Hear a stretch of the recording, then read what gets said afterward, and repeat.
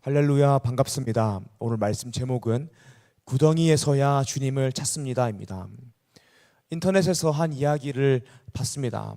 어떤 분이 도서관에서 공부를 하다가 집중이 잘 안 되어서 집중이 잘 안 되니까 차라리 집에 가서 씻고 낮잠이나 자자라고 생각했다라고 합니다. 그래서 도서관에서 짐을 챙겨서 집으로 돌아와 샤워를 하고 나오려고 하는데 문고리가 망가져서 문이 열리지 않았다라는 것입니다. 수십 번 문고리를 위아래로 흔들었는데도 열리지 않았다라는 거예요. 설상가상 핸드폰도 밖에 놔두고 온 것입니다. 그래서 문고리를 부숴보려고 했는데 실패했고, 또 문고리 움직이는 잠금 장치를 어떻게 밀어가지고 열려고 했는데 실패했다라고 합니다. 그래도 정말 다행이었던 것은 그 집이 1층이었는데 그 창문이 있는, 화장실에 창문이 있는 빌라형 주택이어서 창문을 향해서 열심히 살려주세요, 도와주세요라고 외쳐서 구조를 받았다라는 이야기를 본 적이 있습니다.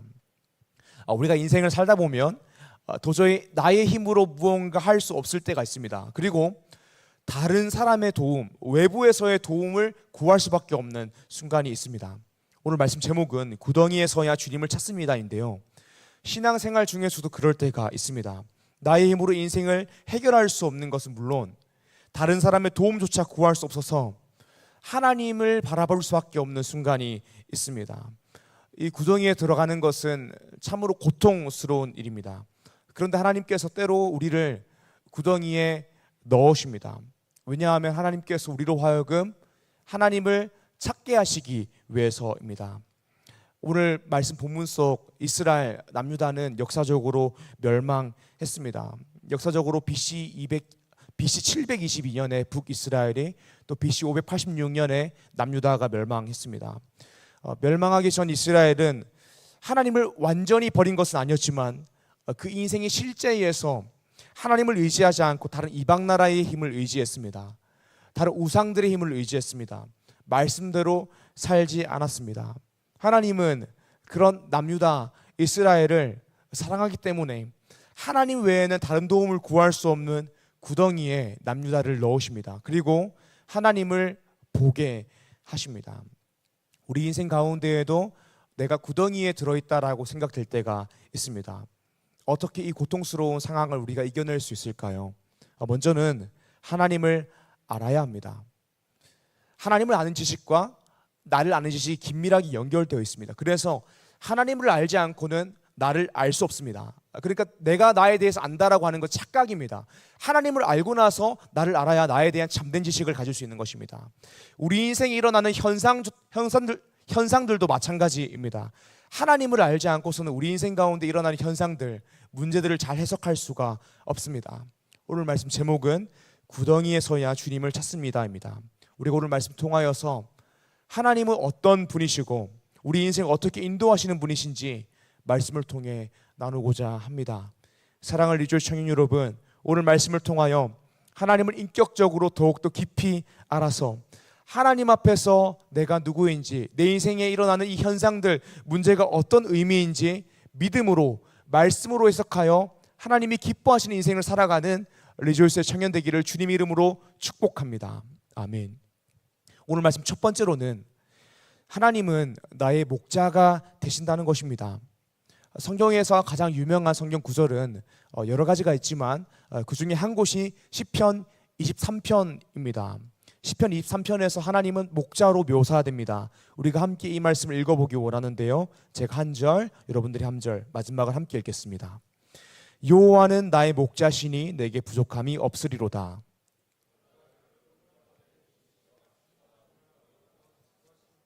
내 영혼을 소생시키시고 자기 이름을 위하여 의의 길로 인도하시는도다.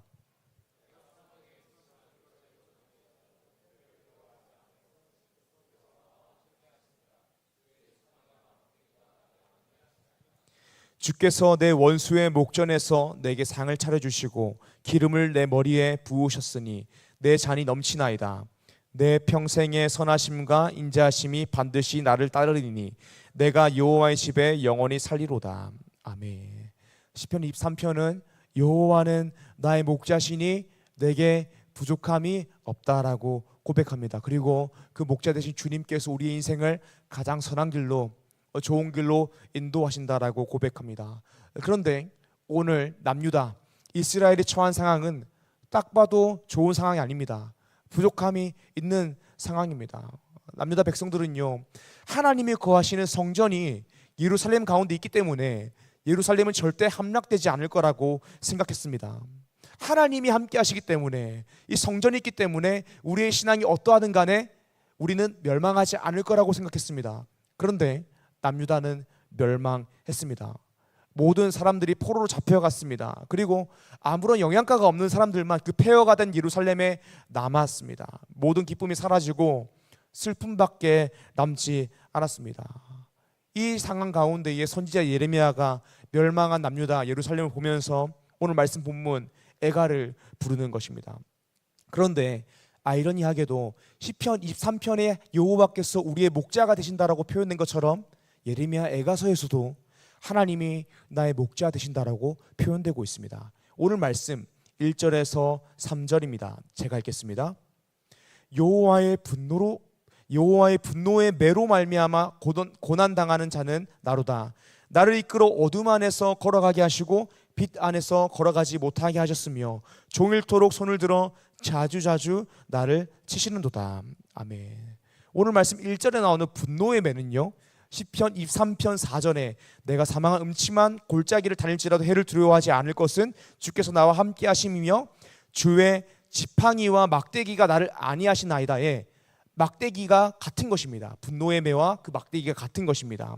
시편 23편에 나오는 막대기도 양을 치는 목자의 매이고, 애가 3장에 나오는 분노의 매도 양을 치는 목자의 매입니다. 막대기입니다.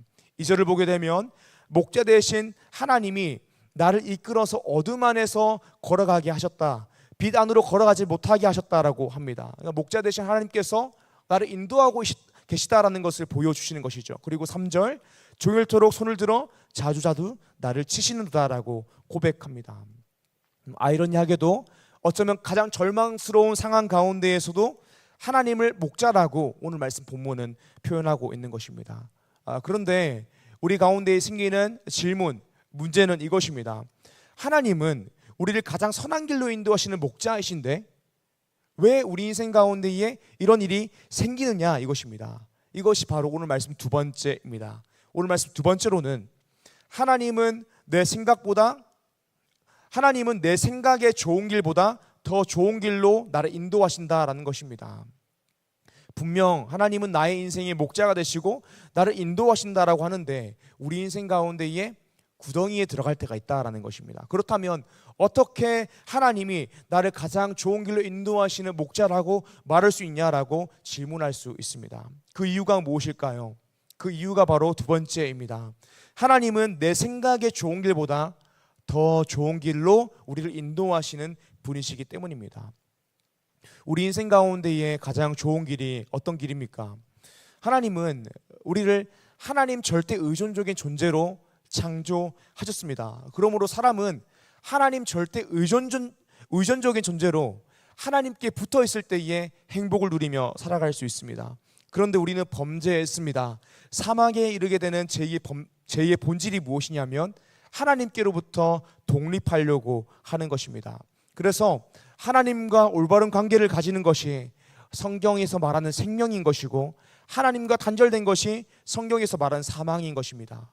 우리는 모두 범죄하고 하나님과 단절되어 영원히 죽을 수밖에 없었지만 하나님이 세상을 이처럼 사랑하사 독생자 예수 그리스도를 보내셔서 십자가로서 우리의 죄값을 치르셨습니다. 그래서 그것을 믿으면 예수 그리스도를 통하여 하나님과 우리의 관계가 회복되기 때문에 영원한 생명을 얻게 되는 것입니다. 이것이 우리 인생 가운데에 가장 좋은 것이죠.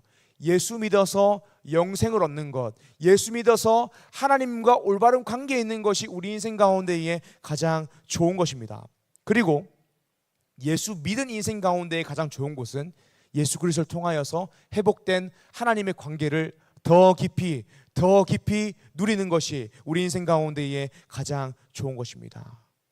하나님 절대 의존적인 존재로서 하나님만 예배하고 의지하고 사랑하는 것이 우리 인생 가운데에 가장 좋은 길이라는 것입니다. 그래서 하나님은 우리를 그곳으로 인도하십니다. 그래서 시편 23편에서 고백하는 나를 가장 좋은 길로 인도하는 목자 되신 주님과 애가 3장에서 표현되는 분노의 매로서 우리를 인도하시는 주님이 같은 주님이 되시는 것입니다. 애가 3장 1절에 3절 제가 다시 읽겠습니다. 여호와의 분노의 매로 말미암아 고난 당한 자는 나로다. 나를 이끌어 어둠 안에서 걸어가게 하시고 빛 안에서 걸어가지 못하게 하셨으며 종일토록 손을 들어 자주자주 나를 치시는도다. 아멘.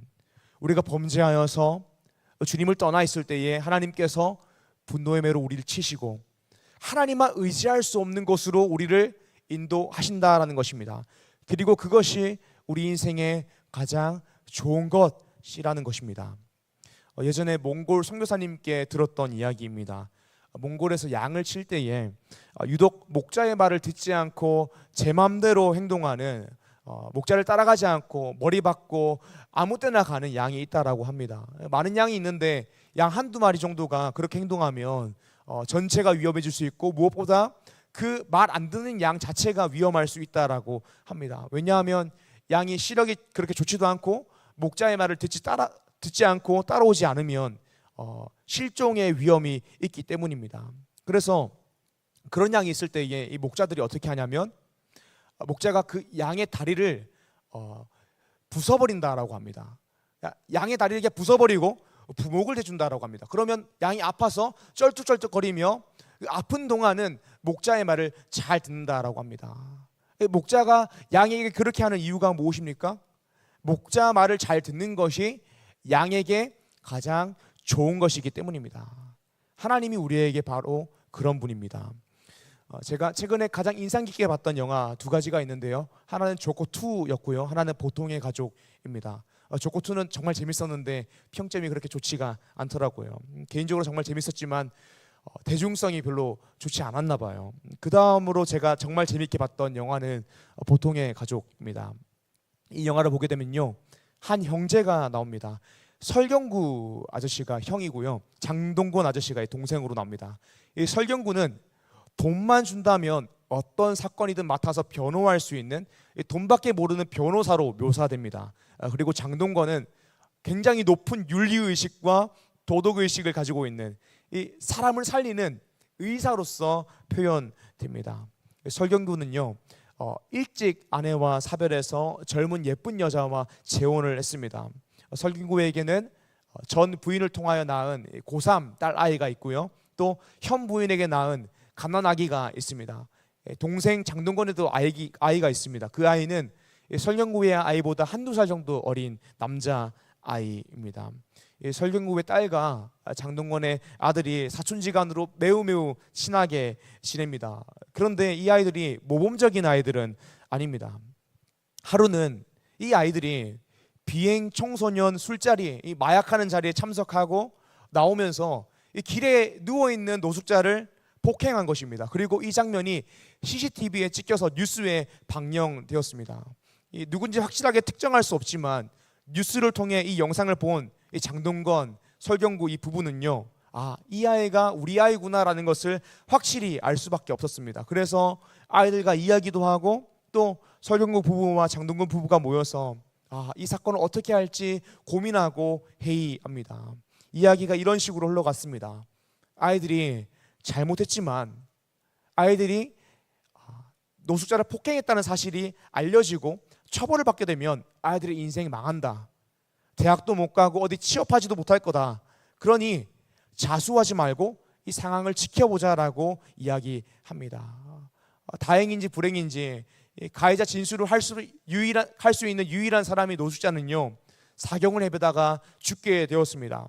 이 CCTV로 아이들을 특정할 수가 없어서 사건이 덮어지게 되었습니다. 그 와중에 설경구의 딸아이는요, 해외 유명 대학에 합격해서 유학을 할 수 있게 되었습니다. 그리고 설경구 부부와 장동건 부부가 다시 한번 만나 이야기하는 장면이 나옵니다. 갑자기 돈밖에 모르고 윤리의식이 전혀 없을 것 같은 이 변호사 설경구가 아이를 자수시키겠다라는 것입니다. 후배 검사에게 이야기했고 기소될 예정이라고 하는 것입니다. 윤리의식이 가득 찬 것으로 보이는 이 사람 살리는 의사인 장동건이 화를 냅니다. 그때 설경구가 갓난아이를 지켜보고 있는 이 홈캠에서 녹화된 영상을 이들에게 보여줍니다. 이 영상에 설경구의 아이와 장동건의 아이가 이 갓난아기를 보면서 대화합니다. 이 부모님이 없을 때 아이들이 이렇게 대화하는 것입니다. 어차피 그 노숙자 우리가 때리지 않았어도 겨울이 오면 죽었을 거야. 그러니 우리에겐 아무 잘못이 없어. 이런 식으로 막 욕을 섞어가면서 웃으면서 즐겁게 이야기하는 것입니다. 아무런 죄책감 없이 폭력을 행사하여 사람을 죽였는데 부모님 앞에서는 뭔가 반성하는 모습을 보였지만 부모님이 없는 자리에서는 어차피 죽을 사람이 죽었다. 우리에게 잘못이 없다. 그냥 사회에도 필요하지 않은 사람이다. 죽였으니 잘된 거다. 이런 식으로 얘기한 것이죠. 돈밖에 모르는 것으로 묘사되는 이 속물 변호사 이 설경구가 이 장면을 보고 아이들을 자수시켜야겠다라고 다짐하게 되는 것이죠. 왜 그렇게 생각했을까요? 지금 아이들에게 가장 좋은 길이 이 범죄 사실이 숨겨져서 대학을 가고 취업을 하고 성공한 인생으로 사는 것이 좋은 길이 아니라 먼저 사람이 되는 것이 가장 좋은 길이다라고 생각했기 때문에 그렇게 자수를 시킨 것이죠. 설경구는 악한 인간입니다. 근데 악한 인간마저 자녀로 하여금 이 자녀를 가장 좋은 길로 인도하기 위해서 사람을 먼저 만들기 위해서 그런 선택을 하는데 우리 하나님은 어떤 분이십니까? 부족한 인간과 다릅니다. 완전한 부모님 되심이 완전한 부모 되시고 완전한 목자 되시는 분이십니다. 애가 3장 33절을 읽길 원합니다. 제가 읽겠습니다. 주께서 인생으로 고생하게 하시며 근심하게 하심은 본심이 아니시로다. 아멘. 예레미야 애가에서 주께서 인생을 고생하게 하시며 근심하게 하심은 본심이 아니라고 합니다. 부모가 자녀로 하여금 고생시키는 것은 너 고생해봐라 이것이 즐거워서 하는 것이 아니라 자녀를 너무 사랑해서 자녀로 하여금 사람을 만들기 위해서 고생을 시키는 것이다 라고 말하는 것입니다. 목자가 말 듣지 않는 양의 다리를 부수고 부목을 대는 것은 사이코패스라서 그런 것이 아니라 양으로 하여금 목자의 음성을 듣는 양이 되게 하기 위해서 그렇게 만드는 것이라는 것입니다. 사랑하는 여러분, 하나님만 의지하고 사랑하고 예배하는 것이 우리 인생 가운데의 가장 좋은 길입니다. 그리고 하나님은 우리를 구덩이에 넣어서라도 우리를 가장 좋은 길로 인도하십니다. 그것이 우리 생각에 좋지 않은 길일지라도 그것은 그저 작은 사람의 작은 생각일 뿐입니다. 하나님 우리보다 크시며 우리보다 우리를 더 잘 아십니다. 그러므로 주님을 신뢰하며 인생을 살아갈 때에 이렇게 고백할 수 있습니다. 시편 23편 4절 말씀. 내가 사망의 음침한 골짜기를 다닐지라도 해를 두려워하지 않을 것은 주께서 나와 함께 하심이라. 주의 지팡이와 막대기가 나를 안위하시나이다. 아멘. 사랑하는 여러분, 오늘 여러분들은 어떤 상황 가운데에 계십니까? 인생이 낙오한 것 같으십니까?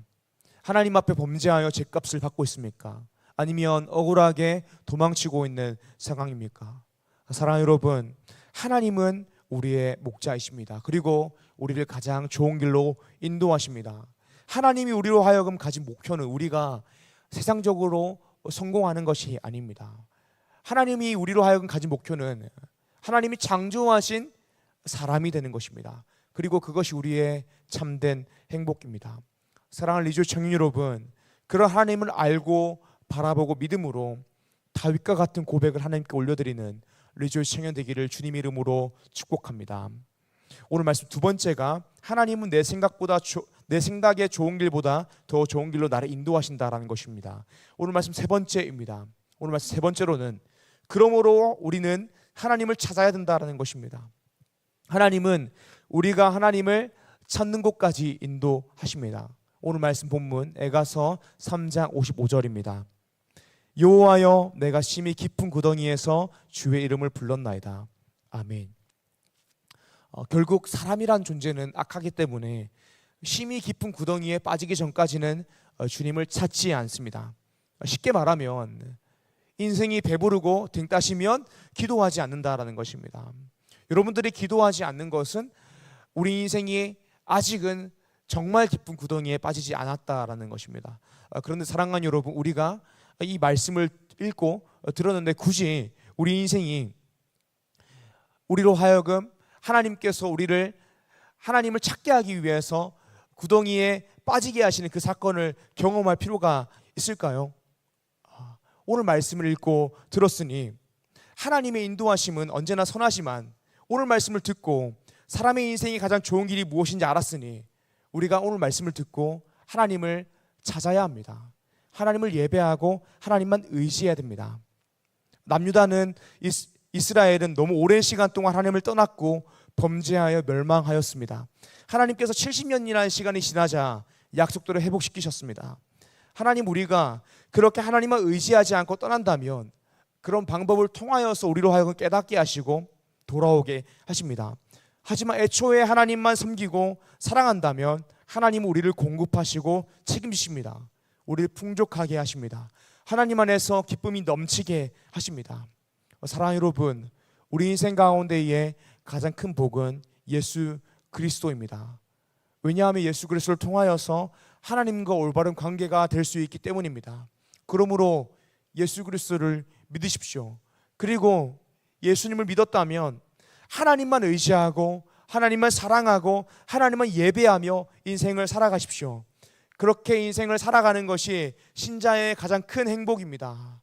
끊임없이 강조합니다. 사랑하는 리더 청인 여러분, 부디 금요 기도에 나와서 함께 말씀을 듣고 기도했으면 좋겠습니다. 그 잠깐의 말씀을 듣고 기도하는 그 시간이요, 우리의 인생으로 하여금 어디로 가는지를 결정하는 시간이 될 줄 믿습니다. 왜냐하면 금요 기도를 통하여서 끊임없이 우리 인생을 위해 기도하고 말씀을 통하여 하나님이 어떤 분이신지 알 때에 우리가 어떻게 살아야 될지를 알기 때문입니다. 사랑하는 여러분, 우리 인생 가운데의 가장 좋은 길은 예배하는 것입니다. 그러므로 오늘부터 나의 인생에 하나님을 찾고 예배함으로 하나님이 인도하시는 가장 좋은 길로 걸어가는 리조스의 청년 되기를 주님 이름으로 축복합니다.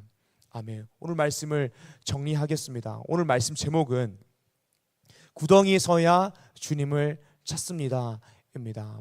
우리 인생이 어렵지 않을 때에 하나님을 찾지 않는 경우가 있습니다. 그래서 하나님은 구덩이를 통해서라도 하나님을 찾게 하시고 하나님을 예배하게 하시고 의지하게 하시고 사랑하게 하십니다. 오늘 말씀 첫 번째가 하나님은 우리의 목자 되신다라는 것이고, 두 번째로는 하나님은 내 생각의 좋은 길보다 더 좋은 길로 우리 인도하신다라는 것입니다. 그래서 이 구덩이가 우리 생각에는 좋지 않은 길일지라도 하나님께서 창조하신 가장 좋은 길은 하나님만 예배하는 것이기 때문에 우리를 구덩이에 넣어서라도 하나님을 예배하게 하시고 하나님 찾게 하시는 것입니다. 오늘 말씀 마지막으로는 그러므로 하나님을 오늘부터 찾자라는 것입니다. 그러므로 오늘부터 하나님을 예배하자라는 것입니다. 그러므로 오늘부터 하나님만 사랑하자라는 것입니다.